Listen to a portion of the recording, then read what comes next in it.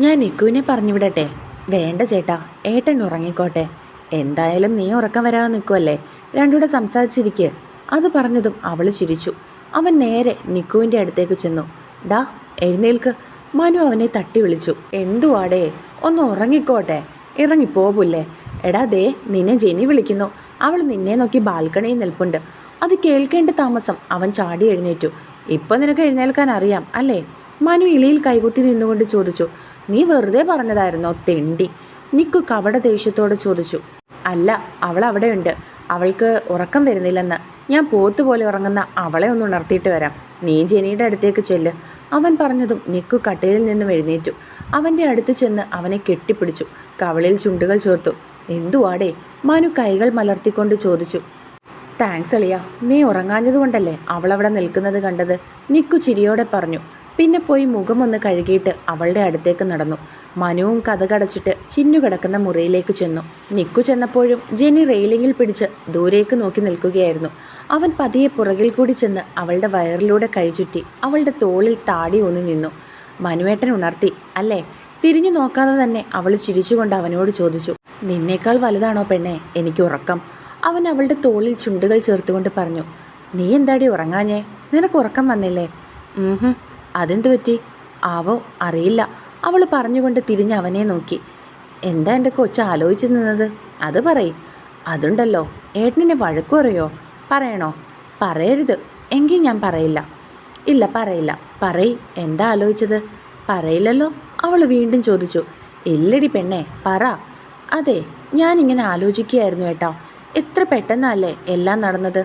എൻ്റെ ലൈഫിൽ എന്തൊക്കെ നടന്നു, എല്ലാം ഒരു സ്വപ്നം പോലെ തോന്നുമായിപ്പോൾ. മണ്ടത്തരങ്ങൾ, അവൾ വിഷമത്തോടെയുള്ള പുഞ്ചിരിയിൽ അവനോട് പറഞ്ഞു. എല്ലാവരുടെ ലൈഫ് ഇങ്ങനെയൊക്കെയാടി. ദേ അങ്ങോട്ട് നോക്കിക്കേ. അവൻ അവളെ തിരിച്ചു നിർത്തി ദൂരേക്ക് കൈ ചൂണ്ടിക്കൊണ്ട് പറഞ്ഞു. അവിടെ പല വീടുകൾ രാത്രിയിൽ ലൈറ്റ് വെളിച്ചത്തിൽ കാണാമായിരുന്നു. അത് കാണാൻ നല്ല ഭംഗിയുണ്ടായിരുന്നു. അവിടെ കണ്ടോ, ആ വീട്ടിലുള്ള ഓരോ ആളുകൾക്കും ഓരോരോ പ്രശ്നങ്ങളുണ്ട്. നമ്മളൊക്കെ വിചാരിക്കും നമ്മളുടെ പ്രശ്നമാണ് ഏറ്റവും വലുതെന്ന്. എന്നാൽ അങ്ങനെയല്ലടി. നമ്മൾ ഓരോരുത്തരെയും അടുത്തറിയുമ്പോൾ ചിലപ്പോൾ അവരുടെ വിഷമത്തിന് മുൻപിൽ നമ്മുടെ ഒന്നുമല്ല മോളെ. പിന്നെ നമ്മുടെ ലൈഫിലുണ്ടാകുന്ന ഓരോ വിഷമങ്ങളും ഓരോ പാഠങ്ങളാണ് നമുക്ക്. വീണ്ടും ആവർത്തിക്കാതെ ഇരിക്കാൻ ദൈവം തരുന്ന ഓരോ പാഠങ്ങൾ, അത്രയേ ഉള്ളൂ. അവൻ അവളുടെ കവളിലൊന്ന് ചുംബിച്ചുകൊണ്ട് പറഞ്ഞു. എനിക്ക് എല്ലാം അറിയാം. പിന്നെ ചിലപ്പോൾ ഇങ്ങനെ ഓർക്കുമ്പോൾ. നീ എന്തിനാ അതൊക്കെ ഓർക്കുന്നത്? നിനക്ക് ഓർക്കാൻ വേറെ എന്തൊക്കെ കാര്യങ്ങളുണ്ട്? നിനക്ക് നിൻ്റെ ഈ ഏട്ടനെ പറ്റി ഓർത്തൂടെ? നമ്മുടെ നല്ല നിമിഷങ്ങൾ ഓർത്തൂടെ? നമ്മുടെ ഭാവി കാര്യങ്ങൾ ഓർത്തൂടെ? അവൻ കുസൃതി ചിരിയോടെ ചോദിച്ചു. അത് കേട്ട് അവളും പുഞ്ചിരിച്ചു. ജോയുടെ പ്രണയത്തിൻ്റെ ആലസ്യത്തിൽ കിടക്കുകയാണ് ആമി. അവളുടെ നഗ്നമായ മാറിൽ തലവെച്ച് കിടക്കുകയാണ് അവൻ. ഇച്ചായ, അവൾ കൊഞ്ചലോടെ വിളിച്ചു. പറയടി, നമുക്ക് മോനായിരിക്കോ മോളായിരിക്കോ? അവൾ സംശയത്തോടെ അവനോട് ചോദിച്ചു. നമുക്ക് മോളായിരിക്കും, അവൻ ചിരിയോടെ പറഞ്ഞു. അതെങ്ങനെ അറിയാം? ഞാനല്ലേ പ്രൊഡ്യൂസർ, എനിക്കറിയാലോ, അവൻ കുസൃതി ചിരിയോടെ പറഞ്ഞു. ഓഹോ, അപ്പോൾ ഞാനാ ഇച്ചായന് കുഞ്ഞിനെ തരാൻ പോകുന്നത്. അതൊക്കെ, പക്ഷെ കഷ്ടപ്പെടുന്നത് ഞാനല്ലേ? അയ്യ, ഭയങ്കര കഷ്ടപ്പാടാണല്ലോ. എന്തിനാ ഈ പണിക്ക് നിൽക്കുന്നത്? അതുണ്ടല്ലോ, എത്ര വേണ്ടെന്ന് വെച്ചാലും പറ്റില്ല ആമി. എനിക്ക് എപ്പോഴും നിന്നെ ഇങ്ങനെ വേണമെന്ന് തോന്നിക്കൊണ്ടിരിക്കും. അതെന്താ? അവൻ കുഞ്ഞുകുട്ടികൾ ചോദിക്കുന്നത് പോലെ അവളോട് ചോദിച്ചു. അത് നല്ല തല്ല് കിട്ടാത്തതിൻ്റെയാ, അവൾ കപട ദേഷ്യത്തോടെ പറഞ്ഞു. അതൊക്കെ ഇച്ചായൻ്റെ സ്നേഹമല്ലേ ആമിക്കുട്ടാ? ഇതാണോ സ്നേഹം? ഇത് ആക്രമണം, അവൾ കപട ദേഷ്യത്തോടെ പറഞ്ഞതും അവൻ അവളെ ചേർത്ത് പിടിച്ചു. മനു ചിന്നുവിൻ്റെ മുറിയിലേക്ക് നടന്നു. അവനവിടെ ചെന്നപ്പോൾ ഡോറ് പാതി തുറന്നിട്ടിരിക്കുകയായിരുന്നു. അവൻ ബാക്കി കൂടി തുറന്നുകൊണ്ട് അകത്തേക്ക് കയറി. പുതപ്പ് കഴുത്ത് വരെ പുതച്ച് ചുരുണ്ടുകൂടി കിടന്നുറങ്ങുകയാണവൾ. നിഷ്കളങ്കമായി ഉറങ്ങുന്ന അവളെ കണ്ടതും അവനെന്തോ വാത്സല്യം തോന്നി. അവൻ ചിരിയോടെ വാതിൽ പതിയെ അടച്ച് ലോക്ക് ചെയ്തു. പിന്നെ പതിയെ അവളുടെ അടുത്തേക്ക് നടന്നു. അവൻ അവളുടെ അടുത്ത് ചെന്ന് അവളുടെ നെറുകയിലൊന്ന് തലോടിയതും അവളൊന്ന് ചിണുങ്ങി. അവൻ പുറകിലൂടെ ചെന്ന് അവളുടെ അടുത്തേക്ക് കിടന്നു. വയറ്റിലൂടെ അവളെ ചുറ്റിപ്പിടിച്ചുകൊണ്ട് അവൻ അവളുടെ കവളിലൊന്ന് ചുംബിച്ചു. മനുവേട്ടാ, അവൾ ചിണുങ്ങിക്കൊണ്ട് വിളിച്ചു. കള്ളി, ഉറക്കമല്ലായിരുന്നോ? അവൻ മൂക്കുകൊണ്ട് അവളുടെ കവളിലൊന്ന് ഉരസിക്കൊണ്ട് ചോദിച്ചു. എത്ര ഉറക്കത്തിലും എനിക്ക് മനുവേട്ടൻ്റെ സാന്നിധ്യം അറിയാം, അവൾ ചിരിയോടെ പറഞ്ഞു. ഓഹോ, അങ്ങനെയാണോ? എനിക്കൊന്ന് തിരഞ്ഞിടന്നേ. മനുവേട്ടൻ എൻ്റെ ചിന്നിക്കുട്ടിയൊന്ന് സ്നേഹിക്കട്ടെ, അവൻ ചിരിയോടെ പറഞ്ഞു. സ്നേഹിക്കുമല്ലോ, ഉറപ്പല്ലേ? അവൾ തല ചരിച്ചു വെച്ചുകൊണ്ട് അവനെ നോക്കി ചോദിച്ചു. അതെന്താടി നീ അങ്ങനെ ഒരു ടോക്ക്? അവൻ പുരുകം പൊക്കി. എനിക്ക് ലിപ് കിസ് തന്ന് എന്നെ സ്നേഹിക്കണം, പറ്റുമോ? അവൾ അങ്ങനെ തന്നെ കിടന്നുകൊണ്ട് ചോദിച്ചു. പിന്നെന്താ, നിനക്ക് എത്ര ലിപ് കിസ് വേണം? തൽക്കാലം ഒന്നു മതി, അവൾ പറഞ്ഞുകൊണ്ട് തിരിഞ്ഞു കിടന്നു. അവൻ ചിരിയോടെ അവളെ നോക്കി. താ, അവൾ കണ്ണുകളടച്ച് മുഖം അവന് നേരെ അടുപ്പിച്ചുകൊണ്ട് പറഞ്ഞു. എന്ത് കിസ്? അവൾ ചുണ്ടുകൾ ചുളുക്കി. തരില്ല, മനു ചിരിച്ചുകൊണ്ട് പറഞ്ഞു. താ മനുവേട്ടാ, അവൾ അവൻ്റെ ഷർട്ടിൽ ചുരുട്ടിപ്പിടിച്ചുകൊണ്ട് കൊഞ്ചി. തരൂല മനുവേട്ടാ, അവൾ പറഞ്ഞ അതേ ടോണിൽ തന്നെ അവൻ തിരിച്ചു പറഞ്ഞു. താ, അവൾ ഒന്നുകൂടി അവന് നേരെ മുഖം അടുപ്പിച്ചു.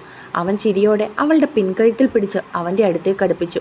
മറുകൈ അവൻ അവളുടെ ഇടുപ്പിൽ വെച്ചു. അവളും ഒരു കൈ അവൻ്റെ പുറത്തേക്ക് വെച്ചുകൊണ്ട് ഒന്നുകൂടി അവനോട് ചേർന്ന് കിടന്നു. അവൻ അവളുടെ നെറ്റിയിലൊന്ന് ചുംബിച്ചു.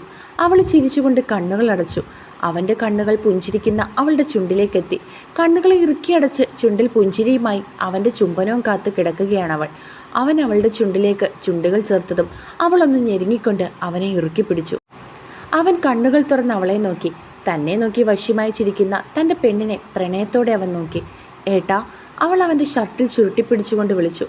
രണ്ടുപേരും പരസ്പരം മതിമറന്ന് മത്സരിച്ച് ചുംബിച്ചു. പ്രണയത്തിനു മുകളിൽ കാമം നിറഞ്ഞു നിന്ന നിമിഷങ്ങളായിരുന്നു അത്. ആദ്യമായി അറിയുന്ന അവൻ്റെ കൈകളുടെ പ്രവൃത്തിയിൽ അവൾ വിയർക്കാൻ തുടങ്ങി. അവൾ അവസാനിപ്പിക്കാൻ ശ്രമിച്ച ചുംബനം വീണ്ടും അവൻ ഏറ്റെടുത്തു. പരസ്പരം കെട്ടിപ്പുണർന്നുകൊണ്ട് അവർ മത്സരിച്ച് ചുംബിച്ചു. അവൾ അവൻ്റെ ഷർട്ടിൻ്റെ ബട്ടൺസിൽ പിടിമുറുക്കി. സമ്മതിക്കില്ല അല്ലേ? അവൻ ചിരിച്ചുകൊണ്ട് മീശ പിരിച്ചു ചോദിച്ചതും അവൾ ഇളിച്ചു കാണിച്ചു. അവൾ കണ്ണുകൾ ഇറുക്കിയടച്ചു. ചുണ്ടിൽ അപ്പോഴും അവനു വേണ്ടി ഒരു ചിരിയുണ്ടായിരുന്നു. പിറ്റേന്ന് രാവിലെ ദേവനാണ് ആദ്യം കണ്ണു തുറന്നത്. കട്ടിലിൽ പരതി നോക്കിയിട്ടും നെഞ്ചിൽ അവളുടെ സാന്നിധ്യം അറിയാഞ്ഞതും അവൻ കണ്ണുകൾ തുറന്ന് കട്ടിലിലേക്ക് നോക്കി. കട്ടിലിൻ്റെ മറു സൈഡിൽ തിരിഞ്ഞു കിടക്കുകയാണ് അവൾ. അവൻ അവളെ ഒന്ന് ചുംബിച്ചു. ദേവേട്ട, അവൾ ചിണുങ്ങി. അവൻ അവളുടെ നഗ്നമായ പുറത്ത് ചുണ്ടുകൾ ചേർത്തു. ദേവേട്ട, അവൾ വിളിച്ചുകൊണ്ട് തിരിഞ്ഞു കിടന്നു. Thank you so much for a wonderful night അനുക്കുട്ട, അവൻ പറഞ്ഞുകൊണ്ട് അവളിലേക്ക് മുഖമമർത്തി. ഓഹോ, അവൾ അവനെ നോക്കി പറഞ്ഞു. എന്താടി ഒരു ഓഹോ? അവൻ പറഞ്ഞുകൊണ്ട് അവളുടെ ഇടുപ്പിൽ പിച്ചി. അവൾ കപടദേഷ്യത്തോടെ അവനെ നോക്കിയതും അവൻ ചിരിച്ചു കാണിച്ചു. ദേവേട്ടാ, ഞാനൊരു കാര്യം പറഞ്ഞാൽ കേൾക്കുമോ? പറയ്, എന്താ എൻ്റെ അനുക്കുട്ടനെ പറയാനുള്ളേ? അത് ദേവേട്ടാ, നമുക്ക് നാട്ടിലേക്ക് പോകാം. എല്ലാവരും അവിടെയല്ലേ, അപ്പോൾ നമ്മൾ മാത്രം ഇവിടെ. എടി, അത് ഞാൻ പറഞ്ഞില്ലേ, നമുക്ക് ആലോചിക്കാം. അങ്ങനെ പെട്ടെന്ന് പോകാൻ പറ്റുമോ? എന്തൊക്കെ കാര്യങ്ങളുണ്ട്, അതിനൊക്കെ സമയം പിടിക്കും. അവൻ പറഞ്ഞതും അവൾ മൂളി. എന്തേ, വിഷമമായോ? അവൻ അവളുടെ താടിത്തുമ്പിൽ പിടിച്ചുയർത്തി. അവൾ പറഞ്ഞുകൊണ്ട് അവൻ്റെ നെഞ്ചിലേക്ക് മുഖം പുഴ്ത്തിയതും അവൻ അവളെ തന്നിലേക്ക് ചേർത്ത് പിടിച്ചു. ദിവസങ്ങൾ കടന്നുപോയി. ദേവൻ്റെയും മനുവിൻ്റെയും കല്യാണത്തിന് ശേഷം അവരെല്ലാവരും ഇന്നാണ് മടങ്ങിപ്പോകുന്നത്. കുളിച്ചിട്ടിറങ്ങിയ ദേവൻ കാണുന്നത് കട്ടിലിൽ മുഖവും വീർപ്പിച്ചിരിക്കുന്ന അനുവിനെയാണ്. എന്താടി, പടകളുടെ അടുത്ത് പോകുന്നില്ലേ? അവൻ ചിരിയോടെ അവളോട് ചോദിച്ചു. ഞാനും അവരുടെ കൂടെ നാട്ടിൽ പോകുക. എനിക്കിവിടെ ഒറ്റയ്ക്ക് നിൽക്കാൻ വയ്യ ദേവേട്ട. അവരൊക്കെ അവിടെ കിടക്കുമ്പോൾ ഞാൻ മാത്രം ഇവിടെ. എനിക്ക് വയ്യ. പ്ലീസ് ദേവേട്ട, നമുക്ക് നാട്ടിലേക്ക് പോകാം. Please please. അവൾ അവൻ്റെ കയ്യിൽ പിടിച്ച് കൊഞ്ചി. നീ എന്താണു ഈ പറയുന്നേ? ഇവിടുത്തെ ബിസിനസ്സൊക്കെ വിട്ടിട്ട് നാട്ടിൽ പോയി നിൽക്കാനോ? അതൊന്നും നടക്കില്ല. ചുമ്മാ രാവിലെ വാശി പിടിക്കാൻ നിൽക്കല്ലേ. അവൻ കുറച്ച് ദേഷ്യത്തോടെ പറഞ്ഞു. എനിക്കിവിടെ നിൽക്കണ്ടെന്ന് പറഞ്ഞില്ലേ? എനിക്ക് നാട്ടിൽ പോകണം. അനു, വാശി കാണിക്കരുത്. അതൊന്നും നടക്കുന്ന കാര്യമല്ല. ഇതുവരെ നിൻ്റെ അടുത്ത് ഞാൻ ഒന്നും പറഞ്ഞ് ദേഷ്യപ്പെട്ടിട്ടില്ല. വെറുതെ അതെന്നെ കൊണ്ട് ചെയ്യിക്കരുത്. അവൻ കൈ ചൂണ്ടി ദേഷ്യത്തോടെ പറഞ്ഞതും അവൾ കണ്ണുകൾ നിറച്ച് അവനെ നോക്കിയിട്ട് അവിടെ നിന്നും ഇറങ്ങിപ്പോയി. ജോയും ആമിയും പിള്ളേരുമൊക്കെ റെഡിയായി ഹാളിലേക്ക് വന്നതും അനു അവരെയൊക്കെ നോക്കി കണ്ണുകൾ നിറച്ചു. അനു, എന്തിനു കരയുന്നേ? നിനക്ക് എപ്പോൾ വേണമെങ്കിലും അങ്ങോട്ട് വരാലോ. ഇടയ്ക്കിടയ്ക്ക് ഞങ്ങളും ഇങ്ങോട്ടേക്ക് വരാം. മോള് വിഷമിക്കാതിരിക്കെ. ജോ അവളുടെ നെറുകയിൽ തലോടിക്കൊണ്ട് പറഞ്ഞു. അനു, കരയാതെടി. ആമയും ജെനിയും ചിന്നുവും ഒക്കെ അവളെ ആശ്വസിപ്പിച്ചു. ആദ്യമായിട്ടായിരുന്നു അവൾക്ക് ഇത്രയും സങ്കടം. അപ്പോഴേക്കും ദേവൻ ഷർട്ടിൻ്റെ സ്ലീവ് മടക്കിക്കൊണ്ട് ഇറങ്ങി വന്നു. ദേവ, ഞാൻ പറഞ്ഞത് നീ ആലോചിക്കണം. ബാക്കിയൊക്കെ ഞാൻ സെറ്റ് ചെയ്തോളാം. ജോ പറഞ്ഞതും ദേവൻ ചിരിച്ചുകൊണ്ട് തലയാട്ടി. പിള്ളേര് അവളുടെ അടുത്ത് യാത്ര പറഞ്ഞതും അവരെ എല്ലാവരെയും കെട്ടിപ്പിടിച്ച് പൊട്ടിക്കരഞ്ഞു. അത് കണ്ട് പിള്ളേരും കരഞ്ഞു. കണ്ടു നിന്നവർക്ക് എല്ലാവർക്കും വിഷമമായി. അവർ കണ്ണുകളൊക്കെ തുടച്ച് കാറിലേക്ക് കയറി. ദേവനും അനുവും സുഭദ്രയും അവർക്ക് ടാറ്റ ഒക്കെ കൊടുത്ത് അവരെ യാത്രയാക്കി. അനു, അവർ പോയിട്ടും ഗേറ്റിൻ്റെ സൈഡിലേക്ക് നോക്കിക്കൊണ്ട് നിൽക്കുന്ന അവളെ നോക്കി ദേവൻ വിളിച്ചു. വിട്, എനിക്കാരും വേണ്ട. അവൾ അവൻ്റെ കൈ തട്ടി മാറ്റി. മോളെ, വിഷമിക്കാതെ. സുഭദ്ര അവളുടെ തോളിൽ പിടിച്ചുകൊണ്ട് പറഞ്ഞു. എനിക്കും അവരുടെ കൂടെ പോയാൽ മതി അമ്മേ. ഈ ദേവേട്ടിന് വാശിയാണ്. ഞാൻ പറഞ്ഞതാ നമുക്ക് അവിടെ താമസിച്ചിട്ട് ഇടയ്ക്കിടയ്ക്ക് ഇങ്ങോട്ടേക്ക് വരാമെന്ന്, അല്ലെങ്കിൽ ആഴ്ച വരാമെന്ന്. അപ്പോൾ ഈ ഏട്ടന് വാശി. അവൾ സുഭദ്രയോട് പരാതി പോലെ പറഞ്ഞു. പിന്നെ നിന്റെ സന്തോഷത്തിന് ഞാൻ ഉണ്ടാക്കിയതെല്ലാം ഇട്ടെറിഞ്ഞിട്ട് അവിടെ പോയി നിന്നെയും കെട്ടിപ്പിടിച്ചിരിക്കാം. അവൻ ദേഷ്യത്തോടെ പറഞ്ഞു. എന്നെ ആരും കെട്ടിപ്പിടിക്കണ്ട, എനിക്ക് വേണ്ടി ആരും ഒന്നും ഇട്ടെറിയുകയും വേണ്ട, എല്ലാം കെട്ടിപ്പിടിച്ചുകൊണ്ട് ഇവിടെ ഇരുന്നോ, അവൾ ദേഷ്യത്തോടെ പറഞ്ഞിട്ട് കയറിപ്പോയി. എന്തുവാടാ, എന്തിനവളെ വിഷമിപ്പിക്കുന്നത്? സുഭദ്ര വിഷമത്തോടെ ചോദിച്ചു. ഇടയ്ക്കിടയ്ക്ക് ഉടക്കൊക്കെ ഉണ്ടായില്ലെങ്കിൽ ഒരു സുഖം കാണില്ല അമ്മേ. എന്നാലും മോളെ കരയിക്കണ്ടായിരുന്നു, അവർ വിഷമത്തോടെ പറഞ്ഞു. അതൊക്കെ ഞാൻ ശരിയാക്കിക്കോളാം, അവളെ മെരുക്കാനല്ലേ അമ്മയുടെ മോനിവിടെ ഉള്ളത്, അവൻ മുണ്ടും മടക്കി കുത്തിക്കൊണ്ട് പറഞ്ഞതും അവർ ചിരിച്ചു. അവൻ ചിരിച്ചുകൊണ്ട് അവളുടെ അടുത്തേക്ക് നടന്നു. അവൻ ചെന്നപ്പോൾ അവൾ മുഖവും വീർപ്പിച്ച് കട്ടിലിൽ കിടക്കുകയായിരുന്നു. അനുകുട്ട, അവൻ അവളുടെ കൈക്ക് മുകളിൽ കൈവച്ചുകൊണ്ട് വിളിച്ചു. വേണ്ട, എന്നെ തൊടണ്ട, ദേവേട്ടന് എന്നേക്കാൾ വലുതാ പണവും ഈ ബിസിനസ്സും ഒക്കെ, എനിക്ക് ആരും വേണ്ട, പൊക്കോ, പോയി ഇതൊക്കെ കെട്ടിപ്പിടിച്ച് ഇവിടെ ഇരിക്കും. അവൾ ദേഷ്യത്തോടെ അവനെ തള്ളി മാറ്റാൻ ശ്രമിച്ചുകൊണ്ട് പറഞ്ഞു.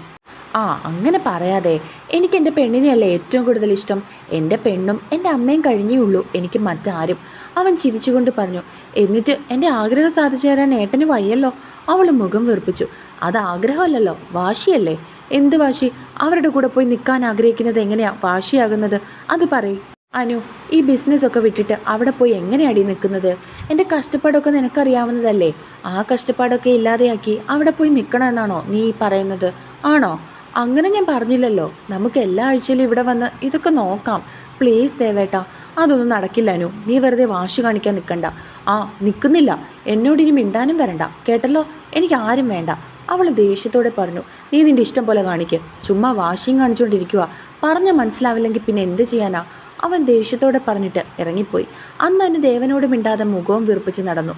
അവനും അവളെ മൈൻഡ് ചെയ്യാതെ ഇരുന്നു. മോളെ, പോയി ദേവനെ കഴിക്കാൻ വിളിച്ചിട്ട് വാ, ഹാളിലിരുന്ന് ടി വി കാണുന്ന അനുവിനെ നോക്കി സുഭദ്ര പറഞ്ഞു. അവൾ സുഭദ്രയെ നോക്കി.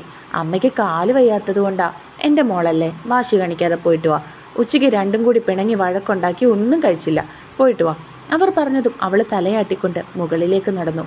അവൾ ചെന്നപ്പോൾ അവൻ ലാപ്പിൽ എന്തൊക്കെയോ ചെയ്തുകൊണ്ടിരിക്കുകയായിരുന്നു. കഴിക്കാൻ വിളിക്കുന്നു, വാ, അവൾ അവൻ്റെ അടുത്തേക്ക് ചെന്ന് നിന്നുകൊണ്ട് പറഞ്ഞു.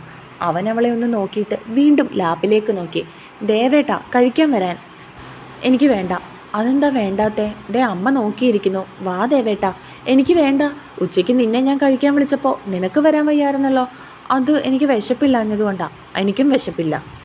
ദേവേട്ടാ, ചുമ്മാ വാശി കാണിക്കാതെ. ഞാനാണോ വാശി കാണിച്ചത്? നിനക്കല്ലേ വാശി? അത് എനിക്കിവിടെ ഒറ്റയ്ക്ക് നിൽക്കാൻ വയ്യാത്തതുകൊണ്ടല്ലേ. നീ ഒറ്റയ്ക്കല്ലല്ലോ, നിൻ്റെ ഭർത്താവിൻ്റെ അമ്മയുടെയും കൂടെ അല്ലേ നിൽക്കുന്നത്. അങ്ങനെയാണോ ദേവേട്ടാ? അവരൊക്കെ ഉള്ളപ്പോൾ ഒരു രസമല്ലേ. മാത്രമല്ല അവരൊക്കെ അടുത്ത മാസം അവിടെ കോളേജിൽ ജോയിൻ ചെയ്യാൻ നിൽക്കുക. അപ്പോൾ ഞാൻ മാത്രം ഒറ്റയ്ക്ക് ഇവിടെ ഈ കോളേജിൽ എപ്പോഴും എല്ലാവരും കൂടെ കാണുമോ? ഒറ്റയ്ക്ക് പോയി പഠിക്കണം, അവൻ അതിനെ പുച്ഛിച്ചുകൊണ്ട് പറഞ്ഞു. ഞാൻ പഠിച്ചോളാം, പ്രശ്നം തീർന്നല്ലോ, ഞാൻ ഇവിടെ ഇങ്ങനെ ഇരുന്നോളാം, ദേവേട്ടൻ്റെ വാശി ജയിക്കട്ടെ, അവൾ പറഞ്ഞതും അവനൊന്നും മിണ്ടിയില്ല. കഴിക്കാൻ വാ ദേവേട്ടാ. വരാം, നീ പൊക്കോ. ഇല്ല, ഞാൻ ദേവേട്ടൻ്റെ കൂടെ കഴിക്കുള്ളൂ, വാ, അവൾ അവൻ്റെ കയ്യിൽ പിടിച്ച് വലിച്ചുകൊണ്ട് പറഞ്ഞതും അവൻ എഴുന്നേറ്റ് ചെന്നു. സ്റ്റെപ്പ് ഇറങ്ങിയപ്പോഴാണ് അവൻ്റെ ഫോൺ റിങ് ചെയ്തത്. അവൻ തിരികെ അത് എടുക്കാൻ പോകാൻ തുടങ്ങി. ഞാൻ എടുത്തിട്ട് വരാം, ദേവേട്ടൻ പൊക്കോ, അവൾ പറഞ്ഞതും അവളെ ഒന്ന് നോക്കിയിട്ട് അവൻ താഴേക്ക് നടന്നു. അവൾ തിരികെ മുറിയിൽ പോയി അവൻ്റെ ഫോൺ എടുത്ത് നോക്കി. ജോ ആയിരുന്നു. അവൾ അത് ഓണാക്കി ചെവിയിലേക്ക് വെച്ചു.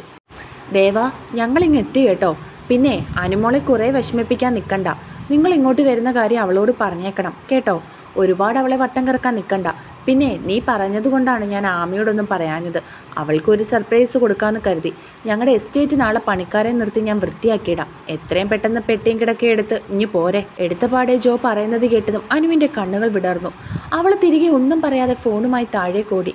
അവൾ ഓടിച്ചെന്നതും ദേവൻ കൈകഴുകി കസേരയിലേക്ക് ഇരുന്നതും ഒരുമിച്ചായിരുന്നു.